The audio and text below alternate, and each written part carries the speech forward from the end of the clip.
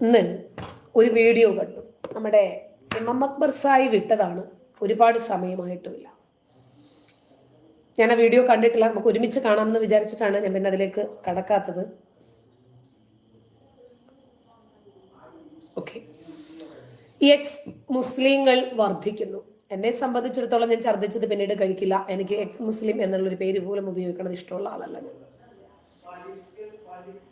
അപ്പോ നമ്മൾ ഇസ്ലാമിനെ വേണ്ടെന്ന് വെച്ചു. വേണ്ടെങ്കിൽ പിന്നെ വേണ്ട തന്നെയാണ്. എക്സ് മിലിറ്ററി എന്ന് പറയുന്നത് നമ്മൾ അതിൽ പ്രവർത്തിച്ചിരുന്നു എന്നുള്ളത് കൊണ്ട് നമ്മുടെ ഒരു അഡ്രസ്സാണ്.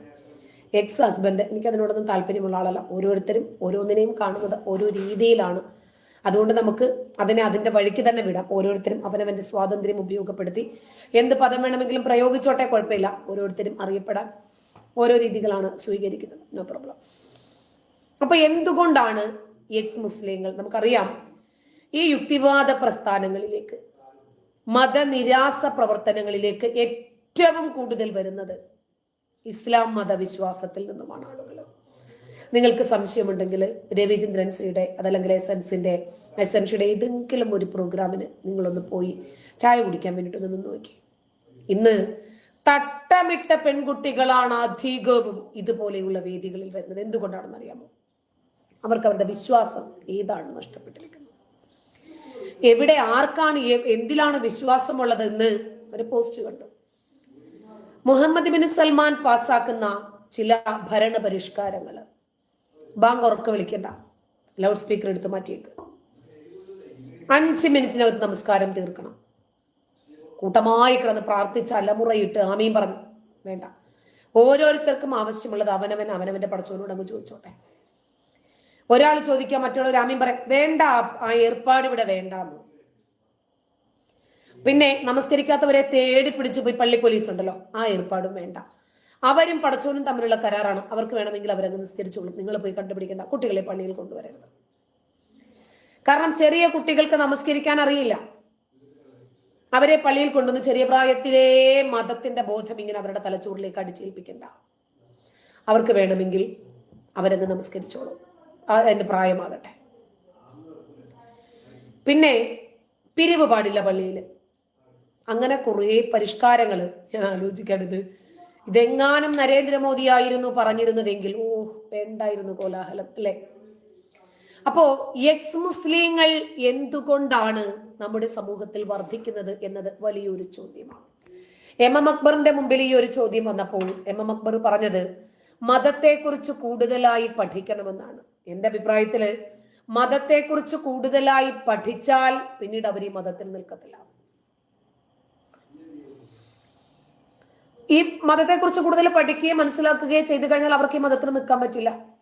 അവനവന്റെ ഭാഷയിൽ ഒരാവർത്തിയെങ്കിലും ഈ മതഗ്രന്ഥം ഒന്ന് വായിച്ചാൽ ഒരുപാട് സംശയങ്ങൾ ജനിക്കും. ഞാൻ പറയാണ്, ഇസ്ലാമിനെ കുറിച്ച് കൂടുതൽ പഠിക്കാനും മനസ്സിലാക്കാനും ആഗ്രഹിക്കുന്ന ആളുകൾക്ക് ഞാനൊരു 4 ഖുർആൻ വചനം നിങ്ങൾക്കൊന്ന് പരിചയപ്പെടുത്തി തരാം. 33-ാം അധ്യായമായ സൂറത്തുൽ അഹ്സാബിൻ്റെതാണ് വചനം. ഒന്ന് 50 പിന്നീട് ഒന്ന് 51, 52, 53. ഈ 3 വചനങ്ങൾ നന്നായിട്ടൊന്ന് മനസ്സിരുത്തി 3-4 ആവർത്തി ഒന്ന് വായിച്ചാൽ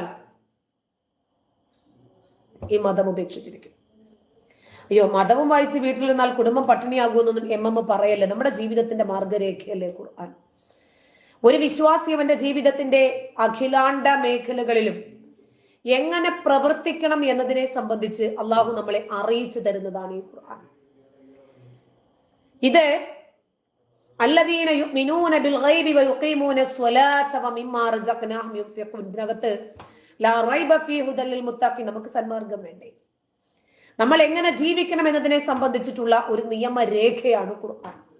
അപ്പോൾ ആ ഖുർആൻ പറയുന്നതിനനുസരിച്ച് ജീവിക്കണമെങ്കിൽ ആ ഖുർആനിനകത്ത് എന്താണ് പറയുന്നത് എന്ന് നമുക്കറിയണ്ടേ? സംശയമില്ലാത്ത ഗ്രന്ഥം, സന്മാർഗത്തിൻ്റെതായിട്ടുള്ള ഗ്രന്ഥം, നമ്മളോട് നമസ്കരിക്കാനും സക്കാത്ത് കൊടുക്കാനും അള്ളാഹുവിനെ അൺലിമിറ്റഡ് ആയിട്ട് അദൃശ്യമായി വിശ്വസിക്കാനും ഒക്കെ പറയുന്ന ഗ്രന്ഥത്തിനകത്ത് എന്താണ് പറയുന്നത് എന്നറിയാതെ എങ്ങനെയാ നമ്മൾ ഓരോ കർമ്മങ്ങൾ ചെയ്യുക?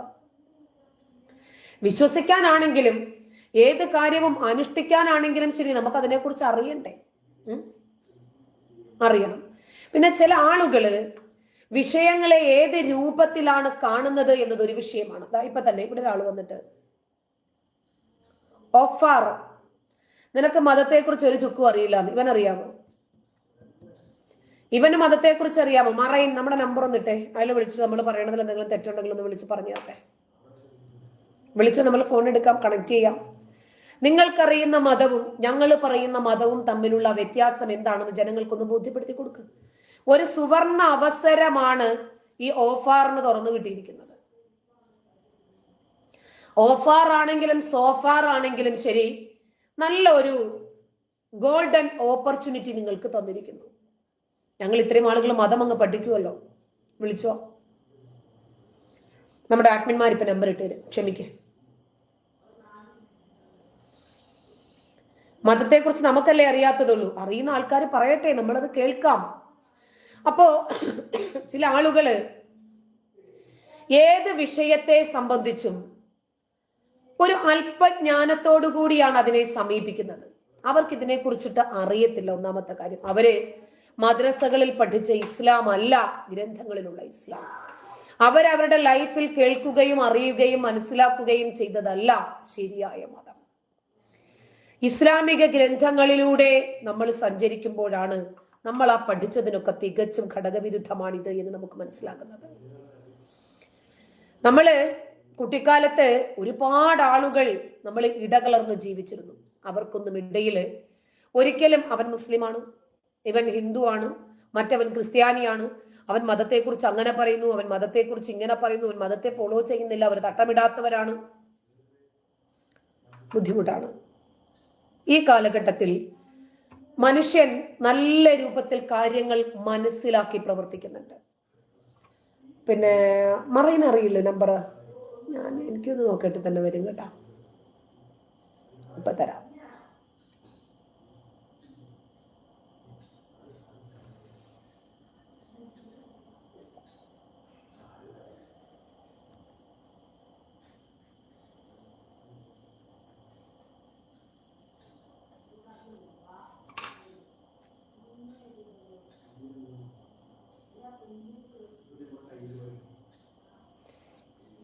മറൈൻ 8943395270 8943395270. എനിക്കും കാണാനൊന്നും അറിയത്തില്ല ഇത്. അപ്പോ അയ്യോ സിയ, നിന്റെ വാപ്പ വന്ന വഴിക്കും കണ്ട് പെട്ടുപോയത്രേ, പോലീസ് പിടിച്ചെന്ന്, കയ്യിനകത്ത് എന്തോ മലദ്വാർ ഗോൾഡ് ഒക്കെ ഉണ്ടായിട്ട് എനിക്ക് ഫണ്ട് തരാൻ വേണ്ടിട്ട് നീ പറഞ്ഞു വിട്ടതായിരുന്നു അല്ലേ? വാപ്പ സ്റ്റേഷനിലാണ്, ഇപ്പൊ ഇറക്കിക്കൊണ്ടോ. നീ ഫണ്ട് കൊടുത്തു വിട്ടെങ്കിൽ എന്നെ പ്രത്യേകിച്ച് പിന്നെ വാട്സപ്പ് വഴി ഇൻഫോം ചെയ്യണ്ടായിരുന്നോ? അയാൾ കൊണ്ടുവന്നത് മലദ്വാർ ഗോൾഡ് ആയിരുന്നു. പാപ്പാടെ കയ്യിലൊക്കെ കൊടുത്തു വിടുമ്പോഴത്തേക്കും ഒന്ന് ശ്രദ്ധിക്കട്ടെ സിയ.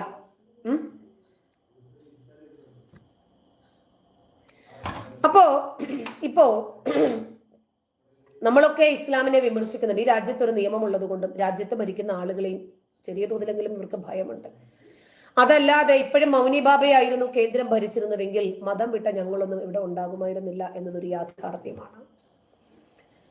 ഇപ്പൊ നമ്മളൊക്കെ ജീവനോടെ ഇരിക്കുന്നത് ഒരു പരിധി വരെ അക്രമം നടന്നാൽ ഈ നാട്ടില് അത് വല്ലാതെ ഒരു സെൻസിറ്റീവ് ഇഷ്യൂ ആയിട്ട് മാറും.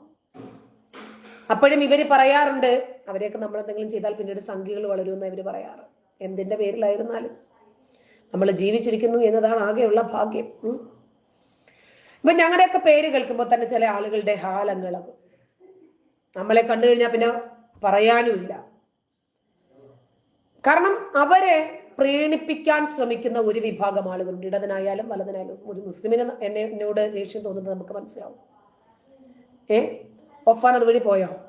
അല്ല, ഓഫാർ അതുവഴി പോയല്ലേ? പോയിട്ടുണ്ടാവും.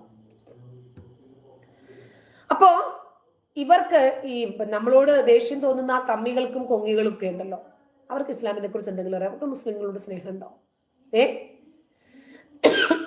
അവര് മുസ്ലിങ്ങളെ നക്കി കൊല്ലുന്നു, അത്രേ ഉള്ളു വ്യത്യാസം. ആ ശരി, പാർത്ഥം കണ്ട പരലോകം വിളിച്ചോ. എല്ലാ മതവും ഒന്നാണെന്നല്ലേ പറഞ്ഞു? ഒന്ന് സമർത്ഥിക്കുക. അതിനല്ലേ നമ്പർ തന്നത്. ഇപ്പോ ശരിക്കും പറഞ്ഞാൽ ഈ മതത്തിൽ നിന്നും പുറത്തു വന്നതിന് ശേഷം സ്വാതന്ത്ര്യം അനുഭവിക്കുന്ന, സുഖം അനുഭവിക്കുന്ന, സന്തോഷം അനുഭവിക്കുന്ന, സുഖ നിദ്ര ആസ്വദിക്കുന്ന എന്നെ പോലെയുള്ള ലക്ഷക്കണക്കിന് ആളുകളുണ്ട് ഈ ലോകത്ത്. അതുകൊണ്ടാണ് മതം വിട്ട ഞങ്ങൾ 1000 തവണ ഇത് തന്നെ വിളിച്ചു പറയുന്നത്. മതം ഉപേക്ഷിക്കുന്ന ഹിന്ദുക്കളും മതം ഉപേക്ഷിക്കുന്ന ക്രിസ്ത്യാനികളെ പോലെയല്ല മുസ്ലിങ്ങളുടെ അവസ്ഥ. കാരണം അവർ കൂടുതൽ സ്വാതന്ത്ര്യം അനുഭവിക്കുന്നവരാണ് ഹിന്ദുക്കളും ക്രിസ്ത്യാനികളും ഒക്കെ. ക്രിസ്ത്യാനികളെയും ഹിന്ദുക്കളെയും ഒക്കെ നോക്കിയാൽ ഹിന്ദുക്കൾ ഏറ്റവും കൂടുതൽ മതസ്വാതന്ത്ര്യം അനുഭവിക്കുന്നുണ്ട്. അവർ മതത്തിന്റെ ഒരു പിന്നെ വഴി വെട്ടിത്തെളിക്കലുകളുമില്ല. ഇടവും വലതും മുമ്പും ബിംബും ഒക്കെ അവരെ നയിക്കുന്ന മത നിയമങ്ങളൊന്നും തന്നെ ഇല്ല. അവർക്കനുസൃതമായിട്ടുള്ള മതബോധത്തോടു കൂടി അവർ ജീവിക്കുന്നു. അവര് ഈ അപ്പിക്കുപ്പായത്തിനകത്ത് സ്ത്രീകളെ ഒന്നും ഇറക്കി നിർത്തിയിട്ട് അവിടെ കാണുന്നുണ്ടോ ഇവിടെ കാണുന്നുണ്ടോ മറ്റവര് കാണുന്നുണ്ടോ ഒന്നും നോക്കുന്നില്ല. അവര് അമ്പലത്തിൽ പോയാലും ഇല്ലെങ്കിൽ അവർ ഹിന്ദുക്കളാണ്. ക്രിസ്ത്യാനികൾ ചർച്ചിൽ പോയാലും ഇല്ലെങ്കിൽ അവർ ക്രിസ്ത്യാനികളാണ്. പക്ഷെ മുസ്ലിങ്ങളെ സംബന്ധിച്ചിടത്തോളം അതല്ല. മതം ഉപേക്ഷിച്ചവരിൽ ഏറ്റവും കൂടുതൽ ആളുകൾ ഉള്ളത് മുസ്ലിങ്ങളാണ്. പക്ഷെ ഹിന്ദുക്കളേറെ മതം ഉപേക്ഷിക്കുന്നവരുണ്ട്. അവർക്ക് മൈൻഡ് പോലും ചെയ്യുന്നില്ല. മതവിശ്വാസി ആയിരുന്നാലും ശരി, മതം വിട്ടാലും ശരി, അവരുടെ ലൈഫ് സ്റ്റൈൽ ഒരുപോലെ തന്നെയാണ്. അവർക്കത് വലിയൊരു കാര്യമല്ല. വേണ്ടവർക്ക് പിന്നെ മതം വേണമെങ്കിൽ ഉപയോഗിക്കാം, അതല്ലെങ്കിൽ ഇംപ്ലിമെന്റ് ചെയ്യണ്ട, അത്രയൊക്കെ തന്നെയുള്ളൂ കാര്യം. അവരെ സംബന്ധിച്ചിടത്തോളം ഒരു ഹിന്ദു അവൻ മതം സ്വീകരിക്കുന്നുണ്ടോ, അവൻ മതം ഫോളോ ചെയ്യുന്നുണ്ടോ, മതം നിരാകരിക്കുന്നുണ്ടോ, രണ്ടും അവർക്ക് ഒരുപോലെയാണ്. ഒരു ഹിന്ദു മതവിശ്വാസി ആയാലും മതം വിട്ടാലും അവൻ ഒരേ രൂപത്തിൽ തന്നെയാണ് ഹിന്ദുക്കൾ കാണുന്നത്. പക്ഷെ ഇസ്ലാം മതത്തിൽ അങ്ങനെയല്ല. അതുകൊണ്ടാണ് ഈ മതം കൂടുതൽ വിമർശിക്കപ്പെടുന്നത്. ഞായറാഴ്ച പള്ളി, പ്രാർത്ഥന, കൂദാശ, ആഘോഷങ്ങള്, ഇതൊക്കെ മാറ്റി നിർത്തിയാൽ ക്രിസ്ത്യാനികളും ഏറെക്കുറെ അങ്ങനെ തന്നെയാണ്. പക്ഷേ മുസ്ലിങ്ങളെ സംബന്ധിച്ചിടത്തോളം അവർ ഈ മതത്തിന്റെ ചങ്ങലകളാൽ ബന്ധിക്കപ്പെട്ടു പോയി. അവരെ ഈ മതത്തിന്റെ ചങ്ങല വല്ലാതെ വരിഞ്ഞു മുറുക്കുന്നുണ്ട്. ജീവിതത്തിന്റെ എല്ലാ മേഖലകളിലും മതം വേണം എന്നുള്ള ഒരു കാഴ്ചപ്പാടുണ്ടല്ലോ, അതൊരു പ്രശ്നമാണ്. പാർത്ഥൻ, ആരും മനസ്സിൽ വിഷം കുത്തിവെക്കരുത്. ഈ കേരളത്തിൽ എല്ലാവരും ഒറ്റക്കെട്ടായി പോകുന്ന നാടാണ്. സഹോദരി ആർക്കും വിഷം കുത്തിവെക്കരുത്. ഈ നാട് സഹോദരി സഹോദരന്മാരെ അല്ല. ഇതിനകത്ത് എവിടെയാ വിഷം?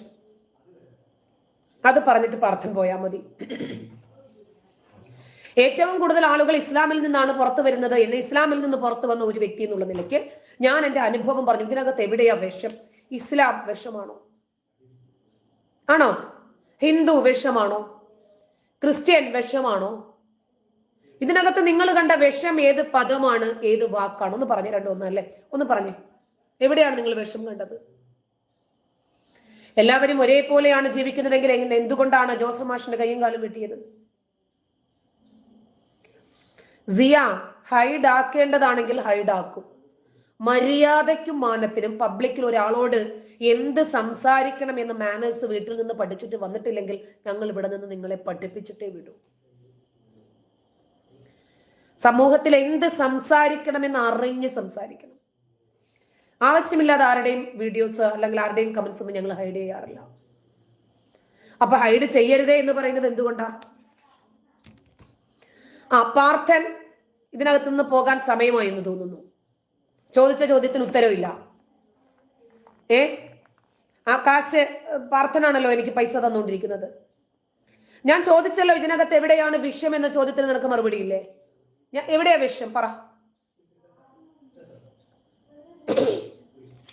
അപ്പോ എം അക്ബർ ആകപ്പാടെ വല്ലാത്ത പ്രതിസന്ധിയിലും കരച്ചിലുമാണ്.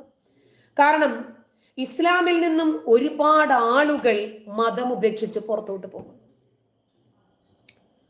ആ പാർത്ഥൻ പോയിക്കോ, അതല്ലെങ്കിൽ ഞാനിപ്പോ നിങ്ങളെ പറഞ്ഞു വിടും. ചെല്ല, ഞാൻ ഒരു അനാവശ്യവും പറഞ്ഞിട്ടില്ല, ആരെയും തെറി പറഞ്ഞിട്ടില്ല, ആരുടെയും തന്തയ്ക്ക് വിളിച്ചിട്ടില്ല, അനാവശ്യങ്ങൾ ചെകിട് പൊട്ടുന്ന ഭാഷയിൽ പറഞ്ഞിട്ടില്ല, കുടുംബമായിട്ടിരുന്ന് കേൾക്കാൻ പറ്റാത്ത ഒരു പദവും ഇതുവരെ ഞാൻ ഉപയോഗിച്ചിട്ടില്ല. ആ രൂപത്തിൽ ഒന്നും ഞാൻ സംസാരിച്ചിട്ടില്ല. ചിലപ്പോൾ ഉസ്താദന്മാരുടെ വഷളുകളൊക്കെ കേൾക്കുമ്പോൾ അതിനകത്തുണ്ടാകും കുടുംബമായിട്ടിരുന്ന് കേൾക്കാൻ പറ്റാത്ത കാര്യങ്ങൾ. അപ്പോൾ തന്നെ ഞാൻ ഒരു നോട്ടിഫിക്കേഷൻ കൊടുക്കാറുണ്ട്, ഒന്നുകിൽ നിങ്ങൾ ഹെഡ്സെറ്റ് വെക്കണം, അതല്ലെങ്കിൽ കുടുംബമായിട്ടൊന്നും കേൾക്കരുത്, പ്രായപൂർത്തിയായാൽ മാത്രമേ കേൾക്കാൻ പാടുള്ളൂ. അങ്ങനെയൊക്കെ ഞാൻ അവർക്ക് ഒരു ഇൻഫർമേഷൻ കൊടുത്തിട്ട് മാത്രമേ അവരുടെ വീഡിയോ ഇടാറുള്ളൂ.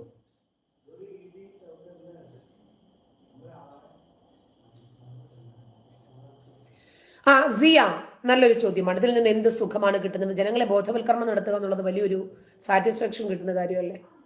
പൊട്ടക്കിണറ്റിനകത്ത് കിടക്കുന്ന ആളുകളെ പിടിച്ചു കയറ്റുക എന്നുള്ളത് വലിയൊരു പ്രായശ്ചിത്തം കൂടിയല്ലേ? ഞാൻ ഇതിനകത്ത് ഒരുപാട് ആളുകളെ വലിച്ചിട്ടിട്ടുണ്ട് ഈ പൊട്ടക്കിണറ്റിലേക്ക്. അവർക്കൊക്കെ ഇതൊന്നും ശരിയായിരുന്നില്ല എന്ന ബോധം ഞാൻ ഉണ്ടാക്കി കൊടുക്കാന്ന് പറഞ്ഞാൽ വലിയൊരു കാര്യമല്ലേ? ഞങ്ങളുടെയൊക്കെ പ്രബോധനം കൊണ്ട് തന്നെയല്ലേ എം അക്ബറൊക്കെ ഇങ്ങനെ ലൈവിൽ വന്നത് കരയുന്നത്? ഒരുപാട് ആളുകൾ മതത്തിൽ നിന്ന് പുറത്തു പോകുന്നു. മതത്തിന്റെ കണ്ണട ഊരി വെച്ചിട്ട് മനുഷ്യനെ മനുഷ്യനായി കാണാൻ സാധിക്കുന്ന ഒരു സാഹചര്യത്തിന് വേണ്ടിയാണ് ഈ പണിയെടുക്കുന്നത്. ഓക്കെ, അപ്പൊ നമുക്ക് എം അക്ബറിന്റെ കരച്ചിൽ തുടരാം. മുസ്ലിം സമുദായത്തിൽ നിന്ന് എന്തുകൊണ്ടാണ് എക്സ് മുസ്ലിംസ് ഉണ്ടായിക്കൊണ്ടിരിക്കുന്നത് എന്നാണ് ചോദ്യം. ആ ചോദ്യത്തിനുള്ള മറുപടി ഇസ്ലാമികമായ ബോധമില്ലാത്തത് കൊണ്ട് അത് തെറ്റല്ലേ? ഇസ്ലാമികമായി ബോധമില്ലാത്തത് കൊണ്ടാണ് എന്നത് തെറ്റല്ലേ? ഇസ്ലാമിനെ കുറിച്ച് പഠിച്ചു മതം വിട്ട ആളാ ഞാൻ. മഞ്ചേരി എടവണ്ണയിൽ മലപ്പുറം ജില്ലയിലെ ജാമിയ നദവിയ അറബി കോളേജിലാണ് പഠിച്ചത്. കാലിക്കറ്റ് യൂണിവേഴ്സിറ്റി അംഗീകരിക്കുന്ന എക്സാമാണ് പാസ്സായത്. മതത്തെക്കുറിച്ച് അറിയാതെയും പഠിക്കാതെയുമാണ് മതം ഉപേക്ഷിച്ചത് എന്ന് പറയാൻ പറ്റുമോ? ഈ ഇപ്പൊ 14 വർഷത്തോളം പഠിച്ച വ്യക്തിയാണ് നമ്മുടെ അസ്കർ അലി ഹുദവി. പഠിക്കാതെയാണോ മതം ഉപേക്ഷിച്ചത്? അല്ല. ഈ മതം ഒരു തവണയെങ്കിലും സ്വന്തം ഭാഷയിൽ ഒന്ന് വായിച്ചാൽ അവൻ ഈ മതം ഉപേക്ഷിച്ചു പോകും. പരിഹാരം എന്നാണ് അടുത്ത ചോദ്യം. അതിനുള്ള ഉത്തരം ഇസ്ലാമികമായ ബോധവൽക്കരണങ്ങൾ നടത്തണം എന്നാണ്. വളരെ ചുരുക്കമാണ് ചോദ്യവും ചുരുക്കമാണ് ഉത്തരവും. ഇസ്ലാമികമായ തലത്തിൽ നമ്മൾ കുട്ടികളെ വളർത്തിക്കൊണ്ടുവരുവാൻ സന്നദ്ധമാകുമ്പോൾ ഇത്തരം പ്രശ്നങ്ങൾ ഇല്ലാതെയാകും. പാരന്റിംഗ് ആണ് അവിടെ പ്രധാനപ്പെട്ട പ്രതിക്കൂട്ടിൽ നിൽക്കുന്നത്. ഇന്ന് ഏതാണ്ട് എല്ലാ മതപുരോഹിതന്മാരുടെ വീടുകളിലും ഒരു എക്സ് മുസ്ലിം ഫോം ചെയ്തുകൊണ്ടിരിക്കുന്നു, വളർന്നു വന്നുകൊണ്ടിരിക്കുന്നു. കഴിഞ്ഞ ദിവസം ഒരു ഉസ്താദ് പ്രഭാഷണം നടത്തിയതാണ്. കഴിഞ്ഞ ഒരു ദിവസം ഒരു മുനീർ ഹുദവി, അദ്ദേഹം ജുമാ കുത്തബയ്ക്ക് പോയിട്ട് റൂമിൽ വിശ്രമിക്കുകയാണ്. അപ്പോൾ ഒരു ഉമ്മ +2കാരനായ ഒരു മകനെയും കൊണ്ടുവരിക. എന്നിട്ട് പറയുന്നു, ഇവനെ പടച്ചവനെ കുറിച്ച് ചോദിക്കുക എന്നോട്, എനിക്ക് പറഞ്ഞു കൊടുക്കാൻ അറിയില്ല, അതുകൊണ്ട് ഞാൻ ഇവിടേക്ക് വന്നതാണ്. അപ്പോൾ ഉസ്താദുമായിട്ട് കുറേ സമയം സംസാരിച്ചിട്ടും അവൻ ചോദിച്ചത് പടച്ചവൻ എവിടെയെന്നാ. ഉസ്താദിന് പറഞ്ഞു കൊടുക്കാൻ പറ്റില്ല. 14 വർഷം പഠിച്ച് ബിരുദം നേടിയ ഹുദവിയ ഉസ്താദ്. ആകെ 2-3 ഹുദവികൾ മാത്രമേ നമ്മുടെ നാട്ടിലുള്ളൂ. അതിലൊരു ഹുദവിയ മുനീർ ഹുദവി. അദ്ദേഹം വേദനയോടുകൂടി പബ്ലിക്കായിട്ട് ഒരു സ്റ്റേജിൽ വന്നെന്ന് പറയാം. അപ്പൊ 14 വർഷം അദ്ദേഹം പഠിച്ചിട്ട് ഈ +2കാരന്റെ ചോദ്യത്തിന് മറുപടി കൊടുക്കാൻ പറ്റിയില്ലേ? അല്ല, നിങ്ങൾ ഓരോ വർഷവും ലക്ഷക്കണക്കിന് ആളുകൾ പണ്ഡിതന്മാരായിട്ട് പഠിച്ച് പുറത്തു വരുന്നുണ്ടല്ലോ. എന്തേ നിങ്ങൾക്കാർക്കും യഥാർത്ഥ ഇസ്ലാം എന്താണെന്ന് ജനങ്ങൾക്ക് പഠിപ്പിച്ചു കൊടുക്കാൻ പറ്റുന്നില്ലേ? യുവതലമുറയെ മതത്തിൽ നിന്നും വിഭിന്നമായി ചിന്തിക്കുന്നതിൽ നിന്നും രക്ഷപ്പെടുത്താൻ പറ്റുന്നില്ലയോ? ചെറുപ്പകാലഘട്ടം മുതൽക്ക് തന്നെ ഇസ്ലാമികമായ അന്തരീക്ഷം എന്ന് പറയുമ്പോൾ കേവലം നമസ്കാരം, നോമ്പ്, സക്കാത്ത് തുടങ്ങിയ കാര്യങ്ങൾ പഠിപ്പിക്കപ്പെടുന്ന അന്തരീക്ഷം മാത്രമല്ല ഉദ്ദേശിക്കുന്നത്. മറിച്ച് ഇസ്ലാമികമായ സ്വഭാവങ്ങളും ഇസ്ലാമികമായ സംസ്കാരങ്ങളും വളർത്തപ്പെടുന്ന അന്തരീക്ഷം ഉള്ള വീടുകളിൽ കുട്ടികൾ വളരണം. എന്റെ വീട് നല്ല രൂപത്തിൽ ഇസ്ലാമിക അന്തരീക്ഷത്തിലുള്ള ആളാണ്. മൂത്ത എൻ്റെ സിസ്റ്റർ അറബി കോളേജിലെ അധ്യാപികയാണ്. ഖുർആൻ ക്ലാസ് എടുക്കുന്ന ആളാണ്. പാളയം പള്ളിയിൽ സ്ത്രീകൾക്ക് വേണ്ടിയിട്ട് നമസ്കരിക്കുന്ന ആളാണ്. ഇമാമ് നിൽക്കുന്ന ആളാണ്. തറാവി നമസ്കാരത്തിന് നോമ്പുകളിൽ ഇമാമ് നിൽക്കുന്ന ആളാണ്. ഇളയ സിസ്റ്ററും അതുപോലെ സലഫി സെന്ററിലെ അധ്യാപികയാണ്. പിന്നെ വേറെ ഒരു സിസ്റ്ററുടെ ഭർത്താവ് സലഫി സെന്ററിലെ ജീവനക്കാരനാണ്. എല്ലാവരും മതപരമായിട്ട് ആരും കുറവല്ല. ഒരു സിസ്റ്ററുടെ ഭർത്താവ് SDPI കാരനാണ്. അവരുടെ കുടുംബം മൊത്തം SDPI പശ്ചാത്തലത്തിലുള്ള 5 നേരവും നമസ്കരിക്കുക എന്നൊക്കെയുള്ള രൂപത്തിൽ തന്നെ പോകുന്നവരാണ്. ഞാനും മതപരമായ പശ്ചാത്തലത്തിലൂടെ വന്ന ആളാണ്. മുജാഹിദ് അന്തരീക്ഷത്തിൽ തന്നെയാണ് വളർന്നതും പഠിച്ചതും ഒക്കെ. അതുകൊണ്ട് ഇപ്പൊ എന്താ, മതപരമായ അന്തരീക്ഷങ്ങളിൽ വളരുന്ന ആളുകൾ വഴിതെറ്റത്തില്ലായിരുന്നെങ്കിൽ ഭൂരിപക്ഷം ആളുകളും ഇന്ന് മതത്തിനകത്ത് തന്നെ നിൽക്കുമായിരുന്നു.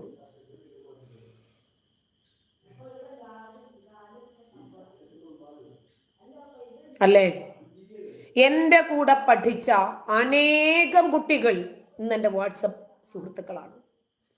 അവര് പറയുന്നു, നീ പറയുന്നതിൽ ശരികളുണ്ട്, ഇപ്പൊ ഞങ്ങൾക്ക് മനസ്സിലാകുന്നു, ശരിയാണ്. ഒരു കാലത്ത് നിന്നെ ഞങ്ങൾ അങ്ങേയറ്റം വെറുത്തിരുന്നു, ഇപ്പോഴാണ് നീ പറയുന്നതിൽ കാര്യമുണ്ട് എന്ന് ഞങ്ങൾക്ക് മനസ്സിലാകുന്നത് എന്ന് പറയുന്നു. എന്നെ പഠിപ്പിച്ച അധ്യാപകർ തന്നെ എന്നോട് പറയാറുണ്ട്, പറയുന്നത് ശരിയാണ്, പക്ഷേ ഇത്രയും കോമൺ ആയിട്ട് ആൾക്കാരോട് ഇത് പറയാൻ പാടില്ല. സാധാരണക്കാർക്ക് അത് കേൾക്കുമ്പോൾ പെട്ടെന്ന് അത് ക്യാച്ച് ചെയ്യാൻ പറ്റും, അതുകൊണ്ട് അങ്ങനെ പറയാൻ പാടില്ല. ക്യാച്ച് ചെയ്യാൻ വേണ്ടിയിട്ട് തന്നെയല്ലേ നമ്മൾ ഇത്രയും കഷ്ടപ്പെടുന്നത്. ഒരു തിരുവനന്തപുരം ജില്ലയിലെ ഏറ്റവും വലിയ ഒരു പള്ളി, അവിടുത്തെ ഇമാമാണ് അബ്ദുൽ ഗഫാർ മൗലവി. അദ്ദേഹത്തിൻ്റെ മകൻ ഫിലിം ഇൻഡസ്ട്രിയിലാണ്. ഇന്നത്തെ മിക്ക സിനിമകളിലും തുടക്കത്തിൽ തന്നെ എഴുതി കാണിക്കുന്ന പേരുകളൊക്കെ ഏതാണ്ട് എല്ലാം ഇസ്ലാമിക മുസ്ലിം പേരുകളാണ്. എന്തേ സിനിമ ഹറാമായോ? നിങ്ങൾക്ക് ഇവർക്ക് ഹലാലാ? ആരാണ് ശരിയായി മുസ്ലിമായിട്ട് ഈ കാലത്ത് ജീവിക്കുന്നവര്? പലിശ കൊടുക്കാതെ, അനാവശ്യമായ ഹറാമായത് തിന്നാതെ, ഹറാമായത് പ്രവർത്തിക്കാതെ, ഹറാമായത് ചിന്തിക്കാതെ, അള്ളാഹു പറയുന്ന അതേ മാർഗത്തിൽ ജീവിക്കുന്ന ഒരാളെ നിങ്ങൾക്കൊന്ന് കാണിച്ചു തരാമോ? അത് കഴിഞ്ഞിട്ട് തർക്കിക്കാം. വീടുകളിൽ നമ്മുടെ കുട്ടികളുടെ സംസ്കാരം തീരുമാനിക്കുന്നത് എന്താണ്? നമ്മള് ജനറേഷനെ കുറിച്ച് പറയുമ്പോൾ സി ജനറേഷൻ എന്ന് പറയും. ഇപ്പോൾ പുതിയ സ്കൂളുകളിലും പഠിക്കുന്ന കുട്ടികൾ ആൽഫ ജനറേഷനാണ്. അതിന്റെ മുമ്പ് ഉള്ളതാണ് സി ജനറേഷൻ. സി ജനറേഷന്റെ സംസ്കാരം തീരുമാനിച്ചത്, അവരുടെ തലച്ചോറ് തീരുമാനിച്ചതല്ല. എന്താണ് ധാർമ്മികത എന്നുള്ള വിഷയത്തിലുള്ള അവരുടെ അടിസ്ഥാന ധാരണ എവിടുന്ന് ഉണ്ടാവുന്നത്? നമ്മുടെ തലച്ചോറിന്റെ വളർച്ച, ഇതാണ് ഏറ്റവും പ്രധാനപ്പെട്ട കാര്യം. നമ്മുടെ തലച്ചോറിന്റെ വളർച്ച നടക്കുന്ന ഏറ്റവും പ്രധാന സമയം എന്ന് പറയുന്നത് നാം ജനിച്ചതിന് ശേഷം 13 വയസ്സ് വരെയുള്ള സമയമാണ്. ആ സമയത്താണ് അടിസ്ഥാന ധാർമ്മികതകൾ തീരുമാനിക്കപ്പെടുന്നത്. ആ അടിസ്ഥാന ധാർമ്മികത തീരുമാനിച്ചത് ആരാണ്? നിങ്ങൾ ആലോചിക്കുക. ആരാണ്? മതപരമായ അധ്യാപനങ്ങളാണോ? ഇസ്ലാമികമായ സംസ്കാരമാണോ? അതല്ല ടെലിവിഷൻ ആയിരുന്നോ?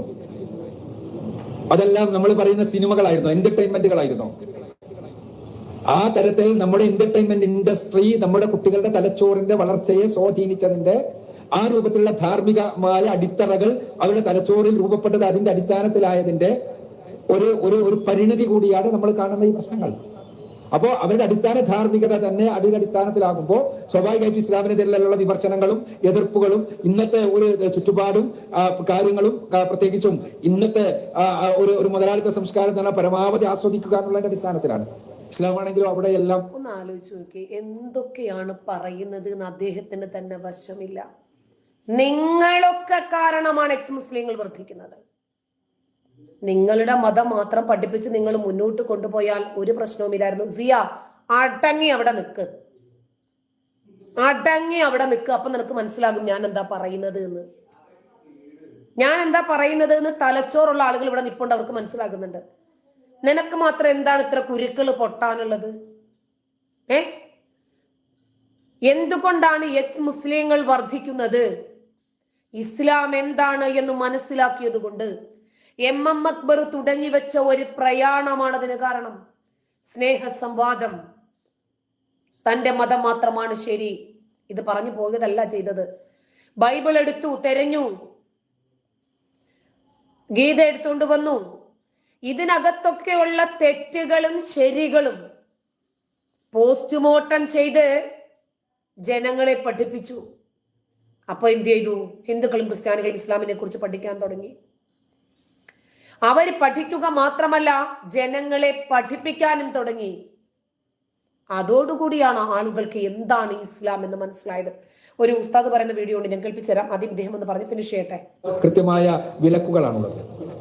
എല്ലായിടത്തും ആസ്വാദനമാണ്, എല്ലായിടത്തും ആ രൂപത്തിലുള്ള പരമാവധി. അല്ല, ഈ ആസ്വാദനം തന്നെയല്ലേ ഉസ്താദെ സ്വർഗത്തിലും അള്ളാഹു ഒരുക്കി വെച്ചിരിക്കുന്നത്? ഇവിടെ ഒരു പെണ്ണിനെ വെച്ചിട്ടാണ് പരസ്യം ചെയ്തതെങ്കിൽ പരലോകത്ത് അള്ളാഹു 72 പെണ്ണുങ്ങളും സെക്സും കളിയും കുളിയും ഒക്കെ തന്നെയല്ലേ വെച്ച് പരസ്യം ചെയ്തത്. അതും പരമാവധി ആസ്വാദനമാണ്. ആ ആസ്വാദനത്തിന് വേണ്ടിയാണ് കൊച്ചു വെളുപ്പാങ്കാലത്ത് എഴുന്നേറ്റ് പോയി കൈയും കാലും കഴുകി പല്ല് തേച്ച് നമസ്കരിക്കുന്നത്, അല്ലേ? മുമ്പിലുള്ള ഭക്ഷണം, അന്നപാനീയങ്ങൾ ഏതാനും മണിക്കൂറത്തേക്ക് ഒഴിവാക്കി വെക്കുന്നതെങ്കിൽ എന്തിനാ? ആ ഹൂറികളെ ആസ്വദിക്കുന്നതിന് വേണ്ടിയാണ്. സംശയമുണ്ടെങ്കിൽ ഉസ്താദിന് ഞാൻ വേറൊരു വീഡിയോയും കൂടി കേൾപ്പിച്ചു തരാം കേട്ടാ. പൊളിക്കാന്നാണ് കുട്ടികൾ പറയാം. ആ അടിച്ചു പൊളിക്കലിൽ ഇസ്ലാം എല്ലായിടത്തും റെസ്ട്രിക്ഷൻസ് ആണ്. അവിടെയാണെങ്കിലോ ചെറുപ്പത്തിലെ തലച്ചോറിന്റെ ഞാൻ നേരത്തെ പറഞ്ഞ രൂപത്തിലുള്ള വളർച്ചയും അവിടെ സ്വാഭാവികമായും നമ്മുടെ കുട്ടികൾക്ക് ഈ തരത്തിലുള്ള ഇസ്ലാം വിമർശനങ്ങൾ വരുമ്പോ ഇസ്ലാം വിമർശനങ്ങൾ ഒരു വശത്ത് വരുന്നു, അതോടൊപ്പം തന്നെ തന്റെ ഇച്ഛ ഇസ്ലാമിനെതിരെയുള്ള കാര്യങ്ങളിലേക്ക് അയാളെ പിടിച്ചു വലിച്ചു കൊണ്ടിരിക്കുന്നു. ഏറ്റവും എളുപ്പം ഇസ്ലാമിലല്ലേ? എന്തു വേണമെങ്കിലും ചെയ്യാം. അള്ളാഹുവിനോട് പശ്ചാത്തപിച്ചാൽ പോരെ. പ്രവാചകൻ പഠിപ്പിച്ചതും അത് തന്നെയാണ്. നിങ്ങളെ കള്ളു കുടിച്ചോ, പെണ്ണു പിടിച്ചോ, മോഷ്ടിച്ചോ, കൊലപാതകം നടത്തിയോ, എന്ത് വേണമെങ്കിലും ചെയ്തോ, വ്യഭിചാരമാണെങ്കിലും ശരി, അള്ളാഹു പുറത്തു തരും. അള്ളാഹുവിനെ മാത്രം വിളിച്ച് പ്രാർത്ഥിച്ചാൽ മതി. ഖുർആനും പറയുന്നുണ്ട്, അള്ളാഹു അല്ലാത്തവരെ വിളിച്ച് പ്രാർത്ഥിക്കുക എന്നതൊഴികെ ബാക്കി മുഴുവനും അള്ളാഹു പുറത്തു തരും എന്നാ പറയുന്നത്. അപ്പൊ പ്രവാചകന്റെ ഒരു അനുചരൻ വന്നിട്ട് പ്രവാചകരെ വ്യഭിചരിച്ചാലും കള്ളു കുടിച്ചാലും മോഷ്ടിച്ചാലും അതെ. എന്നിട്ട് അദ്ദേഹം ചോദിക്കാണ്, പ്രവാചകരെ അതെനിക്ക് മാത്രമുള്ള ശിക്ഷ അല്ല, എല്ലാ വിശ്വാസികൾക്കും ഇതേ ആനുകൂല്യമുണ്ടെന്ന്. മതത്തിലല്ലേ ഏറ്റവും എളുപ്പം, മറ്റത് ധാർമ്മികമായി ചിന്തിക്കുമ്പോൾ. മറിച്ച് ഈ ഒരു അവസ്ഥയിൽ സ്വാഭാവിക സാരംഗെ എന്തിനാ ദുൽഖർ സൽമാന്റെ എടുക്കുന്നത്? മറ്റേ ദുബൈ രാജകുമാരി അറിയാമോ? ഷെയ്ഖ മെഹ്റ, സ്വർണ്ണ മുടിയുള്ള രാജകുമാരി എന്ന് അവരെ അറിയപ്പെടുന്നത്. ഏത് അറേബ്യൻ ഭരണാധികാരിയുടെ മക്കളാണ്, ഭാര്യമാരാണ് ഈ അപ്പിക്കുപ്പായത്തിനകത്ത് ഇറങ്ങി നടക്കുന്നത്? എർദോഗാന്റെ ഭാര്യയെ കണ്ടിട്ടുണ്ടോ നിങ്ങൾ? അവരൊക്കെ ഇറാൻ ഭരണാധികാരിയുടെ മക്കളും ഭാര്യയും പോലും ഇതൊക്കെ വലിച്ചെറിഞ്ഞിട്ടാണ് നടക്കുന്നത്. ഏറ്റവും എളുപ്പമുള്ള മാർഗം എന്നുള്ളത് ഇസ്ലാമിൽ നിന്ന് പുറത്തു പോകുക എന്നുള്ളതാണ്. ഈ പറയുന്ന തിന്മകൾക്കെല്ലാം അയാൾക്ക് ന്യായീകരണമായി. അവിടെ ഇസ്ലാമിലാവുമ്പോ ഈ സിയ എന്ത് പറഞ്ഞിട്ടാണ് വന്നിരുന്നത് ആദ്യം? ഇപ്പൊ നോക്കിയേ, ഓക്കെ ഇത്ത ഡേറ്റ കളയാനില്ല, 2 സിനിമ കാണാനുണ്ട്, കാണട്ടെ ഇത്ത പൊളിക്ക്. എങ്ങനെയുണ്ട്? എന്നാ സിയ അവിടെ നിൽക്ക്. ഞാൻ ഒരു കാര്യം കൂടി പറഞ്ഞുതരാം. എന്ന് ഖുർആനിൽ ഒരു വചനമുണ്ട്. നമ്മുടെ കണ്ണുകൊണ്ട് എന്ത് കണ്ടു, കാതുകൾ കൊണ്ട് എന്ത് കേട്ടു, ഹൃദയം കൊണ്ട് എന്ത് ചിന്തിച്ചു, നാളെ അല്ലാഹു ചോദ്യം ചെയ്യും. യുസ്അലൂന, നമ്മളോട് ചോദ്യം ചെയ്യുക തന്നെ ചെയ്യും. അനിൽ ഔഖാത്തിൽ ഫറാ, നമ്മളുടെ ഒഴിവ് സമയം എങ്ങനെ ചിലവഴിച്ചു എന്ന്. അപ്പോ നിങ്ങൾക്ക് പോയി മര്യാദയ്ക്ക് അങ്ങ് ജീവിച്ചൂടെ? പോയി സുബ്ഹാനല്ലാഹ് പറഞ്ഞുകൊണ്ടിരിക്കുക. സുബ്ഹാനല്ലാഹി വബിഹംദിഹി സുബ്ഹാനല്ലാഹിൽ അലീം. ഒരു ദിവസം 100 തവണ പറ. കടലിലെ തിരമാലകളോളം പാപങ്ങൾ ഉണ്ടെങ്കിലും പുറത്തു തരുമെന്നാ പടച്ചോൻ പറഞ്ഞിരിക്കുന്നത്. കേട്ടോ? അപ്പൊ നിങ്ങൾക്ക് നിങ്ങളുടേതായിട്ടുള്ള ആസ്വാദനങ്ങൾ, സിനിമ കാണുമ്പോൾ നിങ്ങൾക്ക് സന്തോഷം കിട്ടുന്നില്ലേ? ഞാൻ പഠിച്ച കാര്യം നിങ്ങളുമായി പങ്കുവെക്കുമ്പോൾ എനിക്കും ഒരു സന്തോഷം കിട്ടുന്നുണ്ട്. എന്തായിരുന്നാലും ഇനി പടച്ചോൻ ഉണ്ടെങ്കിൽ, നരകവും സ്വർഗവും വിചാരണയും ഒക്കെ ഉണ്ടെങ്കിൽ, നിങ്ങൾക്ക് കിട്ടുന്നത്ര ശിക്ഷ എനിക്ക് കിട്ടില്ല. 100 വട്ടം ഉറപ്പം. തിന്മകൾക്കൊന്നും ന്യായീകരണമില്ല. മാത്രമല്ല തിന്മകൾക്ക് റെസ്ട്രിക്ഷൻസ് ഉണ്ട്. അതോടുകൂടി ന്യായീകരണമാകുന്നു. അവിടെ ആ ന്യായീകരണമായി. അവിടെയാണ് നേരത്തെ പറഞ്ഞ പ്രവാചകൻ സല്ലല്ലാഹു അലൈഹി വസല്ലമയെല്ലാം കുറിച്ചുള്ള റസൂലുള്ളാഹി സ്വല്ലല്ലാഹു അലൈഹി വസല്ലമയെ മാതൃകാ പുരുഷൻ ആയിട്ടാണ് ഇസ്ലാം പഠിപ്പിക്കുന്നത്. അതാണ് താനും അവിടെ ആ മാതൃകയാക്കി ജീവിച്ചാൽ നമ്മൾ അകത്താവും കേട്ടോ. തകർക്കാൻ വേണ്ടി മുസ്ലിംസ് ശ്രമിച്ചുകൊണ്ടിരിക്കുന്ന, അല്ലെങ്കിൽ ഇസ്ലാം വിരുദ്ധകൾ ശ്രമിച്ചുകൊണ്ടിരിക്കുന്നു. ഇസ്ലാം വിരുദ്ധരെ എന്ത് ശ്രമിക്കുന്നു? ഖുർആനും ഹദീസും നിങ്ങൾ എന്തൊക്കെയാണോ മൂടി വെക്കുന്നത് ഞങ്ങൾ പറയുന്നു, അത്രേ ഉള്ളൂ. ആ തകർക്കാൻ വേണ്ടി ഇങ്ങനെ തെറി പറഞ്ഞുകൊണ്ടിരിക്കുന്ന ഒരവസ്ഥ ഉണ്ടാകുമ്പോ അവിടെ കൃത്യമായ ഇസ്ലാമികമായ ബോധനം ലഭിക്കാതിരിക്കുമ്പോൾ കുട്ടിയുടെ മനസ്സിൽ സ്വാഭാവികമായും തോന്നും അത് ശരി തന്നെയല്ല. കാരണം പുതിയ കാലത്തെ ധാർമ്മികതയുടെ, പുതിയ കാലത്തെ സാമൂഹികമായ അളവുകോലുകൾ വെച്ചുകൊണ്ടാണ് കുട്ടി ചിന്തിക്കുക. പുതിയ കാലത്തെ സാമൂഹിക അളവുകോലൊക്കെ അവിടെ നിൽക്കട്ടെ. പ്രവാചകൻ മാതൃകാ പുരുഷനാകുന്നത് ആ കാലത്തോ ഈ കാലത്തോ ഏതെങ്കിലും കാലത്ത് പ്രായോഗികമാകുന്ന കാര്യങ്ങളാണ്. 53 വയസ്സിൽ 6 വയസ്സുകാരിയെ കെട്ടുക, സ്വന്തം വളർത്തുമകന്റെ ഭാര്യയുടെ ശരീരത്തിന്റെ ഏതോ ഒരു ഭാഗം തുണിയൊന്ന് കാറ്റടിച്ച് വന്നപ്പോഴേക്ക് കണ്ട് മോഹിച്ചു പോയി കെട്ടി. ഇതൊക്കെ ഏത് കാലത്തിന്റെ മാതൃകയാണപ്പാ? ശരീരം ദാനം കിട്ടിയാൽ അതും സ്വീകരിക്കുക. അയ്യോ. അപ്പൊ അതുകൊണ്ട് ഇത് എന്ന് പറയുന്നത് നമ്മുടെ നർച്ചറിങ്ങിന്റെ കൂടി, അഥവാ നമ്മുടെ വളർത്തലിന്റെ കൂടി പ്രശ്നമുണ്ട് എന്ന് നമ്മൾ തിരിച്ചറിയണം. അത് മാത്രമാണ് നല്ല പറയുന്നത്. നമ്മുടെ ചുറ്റുപാടുകളുടെ പ്രശ്നമുണ്ട്, സോഷ്യൽ മീഡിയന്റെ പ്രശ്നമുണ്ട്, നമ്മുടെ എന്റർടൈൻമെന്റിന്റെ പ്രശ്നമുണ്ട്, നമ്മുടെ ഇലക്ട്രോണിക് മീഡിയയുടെ പ്രശ്നമുണ്ട്. അതിനെല്ലാം മുന്നിൽ നമ്മുടെ കുട്ടികളെ, ഇതിന്റെ ഒക്കെ പ്രശ്നങ്ങൾക്ക് മേലെയാണ് ഖുർആനിന്റെ പ്രശ്നം, ഇസ്ലാമിന്റെ പ്രശ്നം, ഹദീസിന്റെ പ്രശ്നം, പ്രവാചകന്റെ പ്രശ്നം, നിങ്ങളെ പോലെയുള്ള മതപ്രഭാഷകരുടെ പ്രശ്നം. അല്ലാതെ സോഷ്യൽ മീഡിയയുടെയും ഇലക്ട്രോണിക് യുഗത്തിന്റെയും ഇന്റർനെറ്റ് യുഗത്തിന്റെയും ഒന്നും തലയിൽ കൊണ്ട് കെട്ടിവെച്ചിട്ട് നിങ്ങളുടെ 6-ാം നൂറ്റാണ്ടിന്റെ ഈ ഗോത്ര പുസ്തകത്തെ രക്ഷപ്പെടുത്താൻ ശ്രമിക്കല്ലേ. ആ പുസ്തകത്തിൽ പറയുന്ന വിവരക്കേടുകൾ ഇന്ന് മനുഷ്യന് തിരിച്ചറിയാൻ പറ്റുന്നു. തുറന്നു വെച്ച ദിവ്യ പ്രശ്നമുണ്ട്. അതോടൊപ്പം തന്നെ ഇസ്ലാമിനെതിരെയുള്ള ചുറ്റുപാടുകളിൽ നിന്നുള്ള ഒരുപാട് മലീമസമായ കൊടുങ്കാറ്റുകളുടെ പ്രശ്നം. ആ കൊടുങ്കാറ്റുകൾക്ക് ഖുർആനിലും ഹദീസിലും ഉള്ളത്ര മലീമസമായ കൊടുങ്കാറ്റ് ലോകത്തെവിടെ കിട്ടും? മുത്തുച്ചിപ്പിയൊക്കെ ബൈ ബൈ പറഞ്ഞിട്ട് മാറി നിൽക്കും.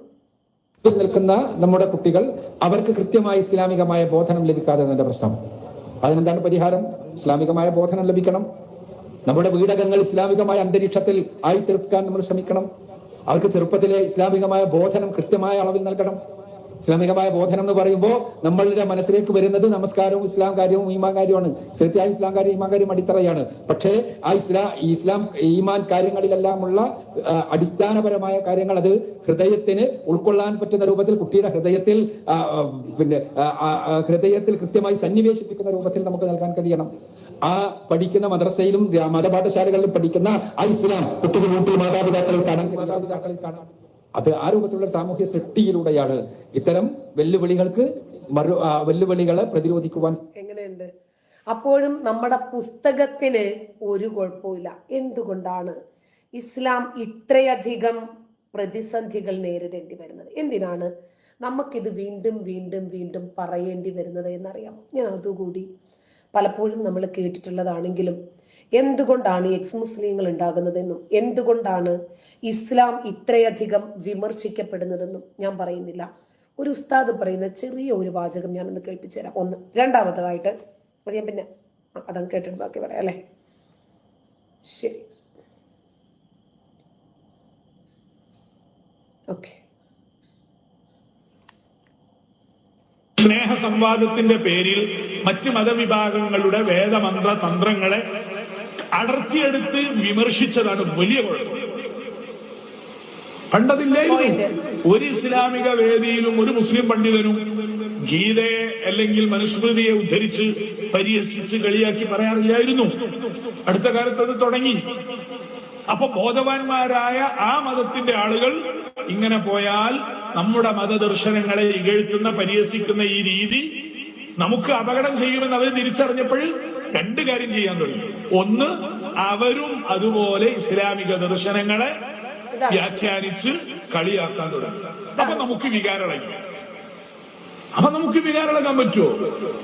അവരുടേതിനെ കുറിച്ച് നമ്മൾ പറഞ്ഞപ്പോൾ ഒരു കുഴപ്പമില്ല. ഇത് വിശദീകരിച്ചൊന്നും ഓരോന്നും പറയുന്നില്ലേ. നമ്മളത് പറഞ്ഞപ്പോഴേക്ക് നമ്മൾ മാത്രം ചൂടാകുന്നതിന് അർത്ഥമുള്ളത്. അപ്പൊ നമ്മൾ ആ പരസ്പര ബഹുമാനം നിലനിർത്തണം എന്ന് പറഞ്ഞാൽ പോരാ, അത് നമ്മുടെ ജീവിതത്തിലെ നയായിരിക്കണം. ലഭ്യമായ ഖുർആൻ ആ സാനിയ എന്ന് പറഞ്ഞ വ്യഭിചാരി എന്നാണ് അർത്ഥം കേട്ടാ. യൂട്യൂബിൽ കിടക്കുന്ന വീഡിയോ ആണ്, പോയി കണ്ടു കഴിഞ്ഞാൽ പിന്നെ നിന്നെ പോലുള്ള മണ്ടന്മാരും മണ്ടത്തികളൊന്നും ഇങ്ങനെയൊന്നും പറയത്തില്ലായിരുന്നല്ലോ. ഇതുപോലെയുള്ള വീഡിയോകളൊക്കെ കണ്ടിരുന്നെങ്കിൽ അവിടെ പോയി കണ്ടോ. എന്നാ പിന്നെ ഇതിന് ഇവിടെ വന്നത്? ആരെങ്കിലും വിളിച്ചോ? നിങ്ങളെ ക്ഷണിച്ചോ ആരെങ്കിലും? ഒരു കാര്യം പറഞ്ഞാൽ പറയുന്നത് എന്താണ് എന്ന് മനസ്സിലാക്കാൻ പോലും കപ്പാസിറ്റി ഇല്ലാത്ത നിങ്ങളൊക്കെ പോയിരുന്ന് അതെ വെളിച്ചെണ്ണ അത് തന്നെയാണ് ഇവർക്ക് പറ്റിയ ബിസിനസ്, വേറൊരു വഴിയുമില്ല, വിവരമില്ല. അപ്പൊ എന്തുകൊണ്ടാണ് ഈ എക്സ് മുസ്ലിങ്ങൾ വർദ്ധിക്കുന്നത് എന്ന് മനസ്സിലായി. എന്റെ മതം ശരിയാണ് എന്ന് മാത്രം പറഞ്ഞു നിന്നെങ്കിൽ ഒരു കുഴപ്പമില്ലായിരുന്നു. അപരന്റെ മത ഗ്രന്ഥങ്ങളെ എടുത്തിട്ട് അലക്കാൻ തുടങ്ങി, വിമർശിക്കാൻ തുടങ്ങി. എന്നിട്ട് ഞാൻ മാത്രമാണ് ശരി, മറ്റവരുടേതൊക്കെ പോക്കാണ്, തെറ്റാണ് എന്ന് പറഞ്ഞു. അപ്പോൾ എക്സ് മുസ്ലിങ്ങൾ എന്തുകൊണ്ടാണ് വർദ്ധിക്കുന്നത് എന്ന് മനസ്സിലായോ? എന്റേത് മാത്രമാണ് ശരി എന്ന് പറഞ്ഞു പിടിപ്പിച്ചപ്പോൾ ഹിന്ദുക്കളും ക്രിസ്ത്യാനികളും ഇസ്ലാമിനെ കുറിച്ച് ശരിക്കും അങ്ങോട്ട് പഠിപ്പിക്കാൻ തുടങ്ങി. അവര് പഠിപ്പിക്കാൻ തുടങ്ങിയതോടുകൂടി അറിവ് മനുഷ്യനെപ്പോഴും ആത്മവിശ്വാസമാണ്, ധൈര്യമാണ്, സ്ഥൈര്യമാണ്. ആരോടും ഡിബേറ്റ് ചെയ്യാനും മറ്റതൊക്കെ വലിയ ആർജവമുണ്ടാകും, ആത്മവിശ്വാസമുണ്ടാകും. അതുകൊണ്ട് അവർ പഠിക്കുകയും മനസ്സിലാക്കുകയും ചെയ്തിട്ട് വന്നോ ഡിബേറ്റിന് ഞങ്ങൾ റെഡിയാണോ എന്ന് പറഞ്ഞു. കാരണം ഈ പുസ്തകത്തിനകത്തുള്ളത് എന്താണ് എന്ന് അവർക്കറിയാം. അവർ പഠിച്ചു മനസ്സിലാക്കിയിട്ടാണ് അവർ സംസാരിക്കുന്നത്.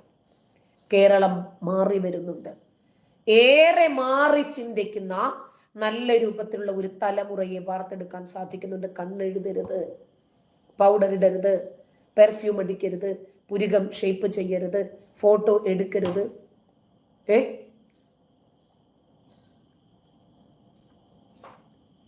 സിയ, നീ ഇറങ്ങിപ്പോയിക്കോ. നിന്റെ ഡേറ്റായുമായിട്ട് ഇങ്ങോട്ട് തള്ളിക്കൊണ്ടുവരാൻ നിന്നെ ഇവിടെ ആരാ വിളിച്ചേ? നീ കുറെ നേരമല്ലോ ഡേറ്റയെ കുറിച്ച് പറഞ്ഞു. ഇറങ്ങിപ്പോടി.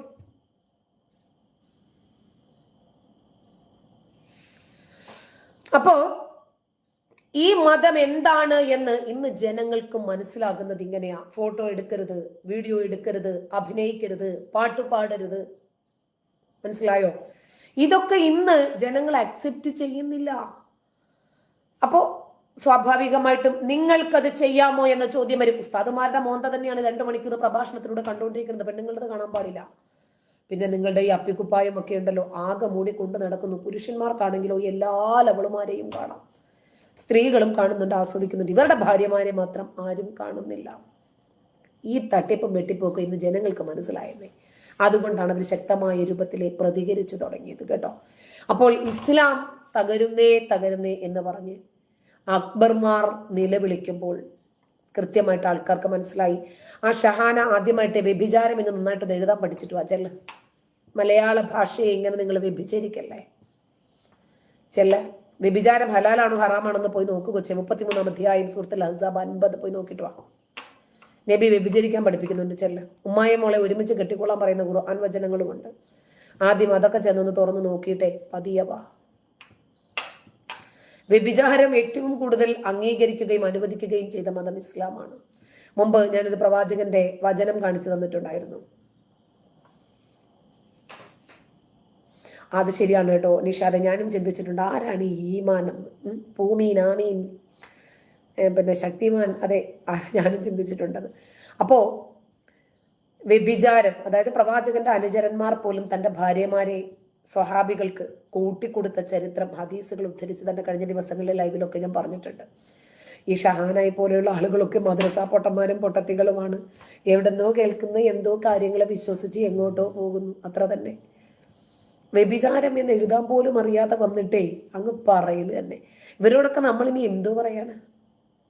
മര്യാദയ്ക്ക് അക്ഷരാഭ്യാസം പോലുമില്ല, അടിസ്ഥാന വിദ്യാഭ്യാസം പോലുമില്ല. ഇവരോട് ഇനി എന്തോ പറഞ്ഞാലാ ഇവരുടെ തലയെ കയറുന്നേ? ഒന്നും ഉണ്ടാകാൻ പോകുന്നില്ല. സബു മാത്യു ഹായ്. അപ്പോ നമുക്കിത് നിർത്താനായിട്ടുണ്ട്. എല്ലാ ആളുകൾക്കും നന്ദി. നമ്മുടെ 1-2 അഡ്മിന്മാരെ ഒന്നും കാണാനില്ല, എവിടെ പോയി? വരുമായിരിക്കും അല്ലേ? എല്ലാവരും പലതരത്തിലുള്ള തിരക്കുകളിലായിരിക്കും.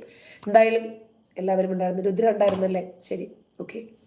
അപ്പൊ എല്ലാവർക്കും നന്ദി. ശുഭരാത്രി.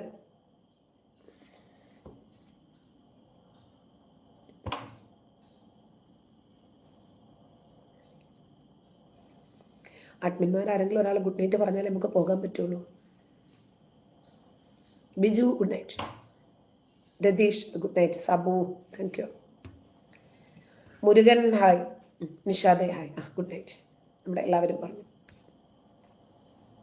നമുക്കിനും കാണാട്ടാ.